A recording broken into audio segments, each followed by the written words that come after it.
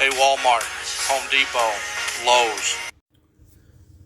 So this guy starts off by naming off a bunch of the big box stores and saying that there was a lady at the exit asking everybody for proof of purchase, the receipts, and then says that he didn't sign up for that, so he just skipped the line and left the store. And claimed that the lady was saying sir to him as he left, and he just held up his receipt to show her, like, here's my receipt, because he wasn't going to deal with the entire flow of the story, the entire telling sounds like just him trying to get support because he's running for president. But it just doesn't make sense. You said you skipped the line.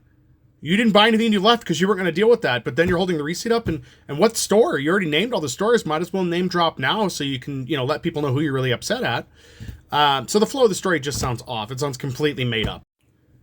Towards the end of his story, he talks about how that they can either just trust him or they can just, put the cashiers back in place, because if they don't trust him to be an untrained cashier, then that's their problem, not his.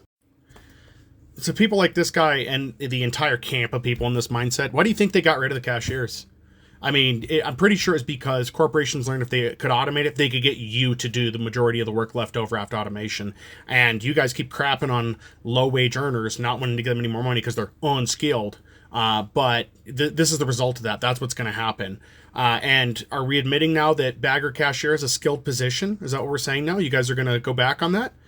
Because you guys are definitely that camp that's like, this is unskilled labor. They don't deserve better minimum wage. So yeah. And then what about the shoplifting issue?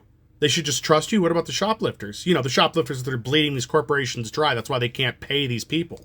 Yeah, so this all sounds like crap. I could go on and on about why it's just garbage, but